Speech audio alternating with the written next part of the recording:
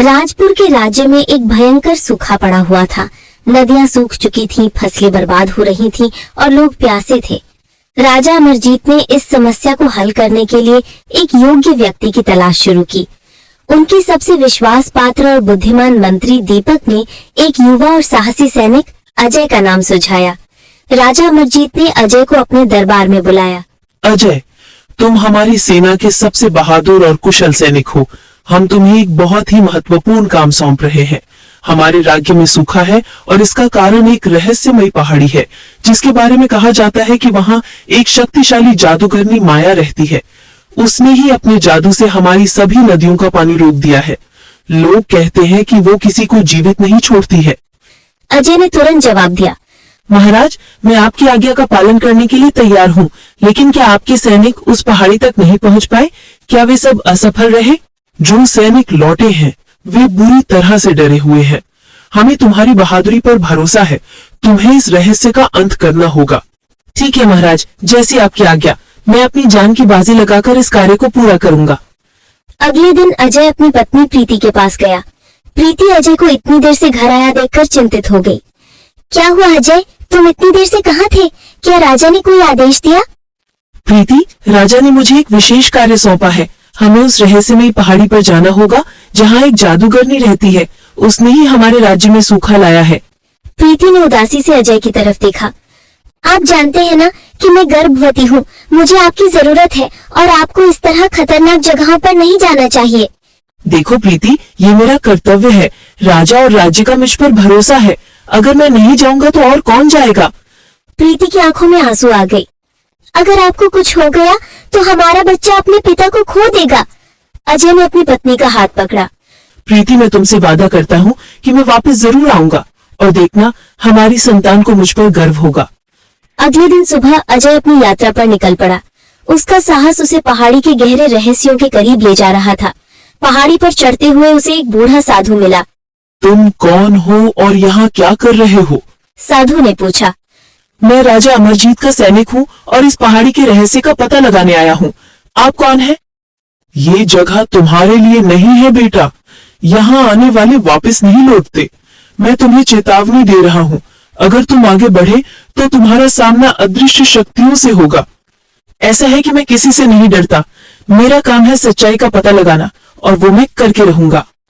अजय आगे बढ़ता गया और उसे एक गुफा दिखाई दी। गुफा के अंदर एक महिला ध्यान कर रही थी। कौन है जो मेरी शांति भंग करने आया है? जादूगरनी माया ने अपनी आंखें खोली। मैं राजा अमरजीत का सैनिक हूँ और मैं तुम्हारी चालाकियों का अंत करने आया हूँ। माया हंस पड़ी। तुम्हारा राजा भी कमजोर है और तुम भी। ये पहाड़ी मेरी है और कोई मुझे नहीं रोक सकता।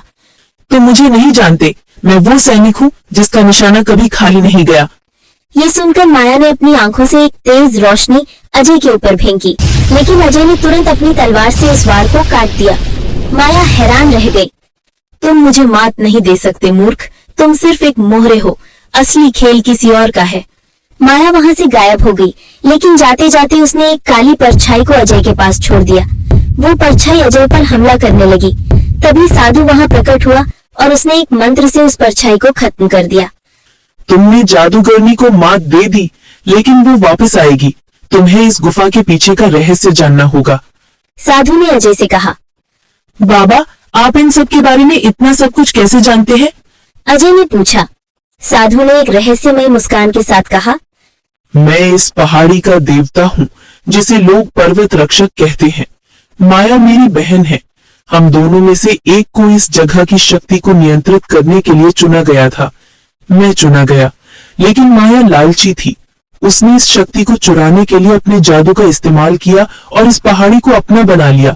वो लोगों को डराती है और उनका पानी रोककर अपनी शक्ति बढ़ाती है। तो क्या आप मेरी मदद करेंगे? हाँ, माया ने एक गुप्त दरवाजा बना रखा है जिसके पीछे एक नदी है। उसने नदी के पानी को अपने जादू से रोक रखा है। उस दरवाजे को खोलने का मंत्र केवल हमारी माँ जानती थी, लेकिन अब केवल मैं जानता हूँ। पर्वत रक्षक ने अजय को एक खास तीर दिया और समझाया, ये तीर माया के जादू को तोड़ सकता है। जब तुम गुफा के अंदर जाओगे, माया तुम्हें वहां मिलेगी। तुम्हें इस तीर से उस दरवाजे पर वार करना है। ऐसा करने से माया की शक्ति कम हो जाएगी और तुम उसे हरा पाओगे। अजय गुफा में वापस आया। माया वहां बैठी हुई थी। तुम वापस आ गए? मुझे लगा था कि तुम हार मान लोगे। मैं हार मानने वालों में से नहीं हूँ। ये लड़ाई मेरे राज्य के लोगों के लिए है और मैं इसे किसी भी हाल में जीत कर रहूंगा। माया ने फिर से अपनी आंखों से रोशनी फेंकनी चाहिए, लेकिन तभी अजय ने पर्वत रक्षक का दिया हुआ तीर अपने धनुष पर चढ़ाया और सीधे गुप्त दरवाजे पर वार कर दिया। तीर जैसे ही दरवाजे से टकराया, एक तेज धमाका हुआ और माया के शरीर में आग लग गई। वो बुरी तरह से चीखने लगी और कुछ ही देर में जलकर राख हो गई। जैसे ही माया राख हुई, गुप्त दरवाजा खुल गया और गुफा के अंदर से पानी की एक तेज धारा बहने लगी। ये धारा धीरे धीरे एक नदी में बदल गई और पहाड़ी से बहकर राजपुर के राज्य में आने लगी। कुछ ही देर में सारी नदियां फिर से भर गई और सूखा खत्म हो गया। अजय जीत की मुस्कान के साथ अपने घर लौट आया। लोग उसे देखकर खुश हुए। प्रीति ने अजय को गले लगा लिया और बोली, मुझे पता था कि आप वापस जरूर आएंगे। अजय ने अपनी पत्नी की तरफ देखा और बोला, ये जीत मेरी नहीं, ये पूरे राज्य की है। इस जीत के बाद राजा अमरजीत ने अजय को राज्य का नया मंत्री नियुक्त किया। वो समझ गए थे कि बहादुरी और बुद्धिमत्ता का सही उपयोग करना ही सबसे बड़ा गुण है। अजय और प्रीति का एक सुंदर बेटा हुआ, जिसका नाम उन्होंने विजय रखा। विजय अपने पिता की कहानियों को सुनकर बड़ा हुआ और वो भी अपने पिता की तरह साहसी और बुद्धिमान बना। इस प्रकार राजपुर राज्य में शांति और समृद्धि वापस लौट आई। समय बीतता गया और विजय अपने पिता अजय की कहानियां सुनकर बड़ा होने लगा। 18 साल की उम्र में वो अपने पिता की तरह ही एक साहसी और कुशल योद्धा बन चुका था। एक दिन राजपुर राज्य पर एक नया खतरा मंडराने लगा। एक विशाल गाय और भयानक राक्षस जिसका नाम काल भैरव था, उसने अचानक हमला कर दिया और लोगों को मारकर खाना शुरू कर दिया। काल भैरव ने राज्य के सबसे उपजाऊ खेतों को बंजर बना दिया और पूरे राज्य में अपना आतंक फैला दिया। राजा अजय, जो अब एक अनुभवी मंत्री थे, इस समस्या से जूझ रहे थे। उन्होंने अपनी सेना को भेजा, लेकिन कोई भी काल भैरव के सामने टिक नहीं पाया। एक शाम विजय अपने पिता अजय के पास आया। पिताजी, मुझे काल भैरव का सामना करने की अनुमति दे। मैं अपने राज्य की रक्षा करना चाहता हूँ। विजय ने दृढ़ता से कहा। अजय ने अपने बेटे को देखा। उनके मन में प्रीति की चिंता और अपनी पुरानी यात्रा की यादें ताजा हो गई। विजय, तुम अभी बहुत छोटे हो। काल भैरव कोई साधारण राक्षस नहीं है। हमारी सेना भी उसका सामना नहीं कर पाई। पिताजी, मुझे अपनी बहादुरी पर विश्वास है। मुझे आपकी तरह ही साहस दिखाना होगा। ये मेरा कर्तव्य है। अजय को अपने बेटे की आंखों में वही दृढ़ता दिखी जो कभी उसकी आंखों में थी। भारी मन से उन्होंने विजय को अनुमति दी।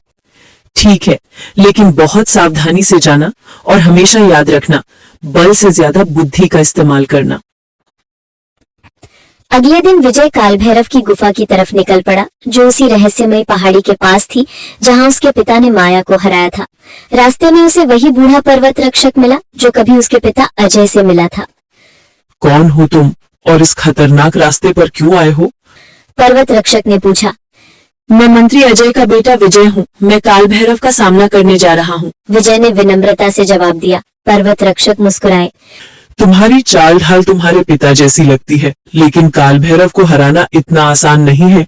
वो कोई साधारण राक्षस नहीं, बल्कि एक शातिर जादूगर है जिसने खुद को राक्षस का रूप दे रखा है। विजय ने पूछा। आप इसके बारे में कैसे जानते हैं? पर्वत रक्षक ने गहरी सांस ली। कई साल पहले मैंने अपनी बहन माया को हराया था, लेकिन उसकी आत्मा पूरी तरह से नष्ट नहीं हुई। उसने अपने काले जादू से एक शक्तिशाली राक्षस काल भैरव को जन्म दिया। काल भैरव को सिर्फ उसी चीज से हराया जा सकता है जिसने माया की शक्ति को तोड़ा था। पर्वत रक्षक ने विजय को अपने पास बुलाया और एक चमकदार चांदी की तलवार दी। इस तलवार में वही शक्ति है जो उस तीर में थी जिसने उसके पिता को दिया था, जिसने उसने जादूगरनी माया को खत्म किया था। तुम्हें इस तलवार से काल भैरव की छाती पर वार करना होगा, लेकिन ध्यान रखना, उसकी ताकत उसकी जादुई अंगूठी में है। तुम्हें पहले उस अंगूठी को नष्ट करना होगा। विजय काल भैरव की गुफा में पहुंचा। वहां पर काल भैरव का इतना भयानक रूप देखकर किसी की भी आत्मा कांप सकती है। ओह, तो एक बच्चा मुझसे लड़ने आया है। काल भैरव ने विजय को देखकर कहा। मैं बच्चा नहीं, राजपुर का रक्षक हूँ। मैं तुम्हारे आतंक का अंत करने आया हूँ। काल भैरव ने अपनी जादुई शक्ति से आग के गोले फेंकने शुरू कर दिए। विजय ने फुर्ती से उनसे बचते हुए तलवार से वार किया। उसने अपनी तलवार से काल भैरव की चमकती हुई जादुई अंगूठी पर वार किया और उसे तोड़ दिया। अंगूठी के टूटते ही काल भैरव की शक्तियां कम होने लगी। विजय ने मौका देखा और पर्वत रक्षक की दी हुई तलवार से काल भैरव की छाती पर जोर से वार किया। काल भैरव चीखता हुआ राख बन गया। काल भैरव के मरते ही उसके जादू से बंजर हुए खेत फिर से हरे भरे हो गए और राज्य में शांति लौट आई। विजय जब घर लौटा तो पूरे राज्य ने उसका स्वागत किया। मंत्री अजय ने अपने बेटे को गले लगा लिया। मुझे तुम पर बहुत गर्व है मेरे बेटे। विजय ने मुस्कुराते हुए कहा। पिताजी, ये जीत मेरी नहीं, आपकी दी हुई सीख और साहस की है। इस प्रकार विजय ने अपने पिता की विरासत को आगे बढ़ाया और साबित किया कि बहादुरी और बुद्धिमानी का सही उपयोग ही हर मुश्किल को आसान बना सकता है।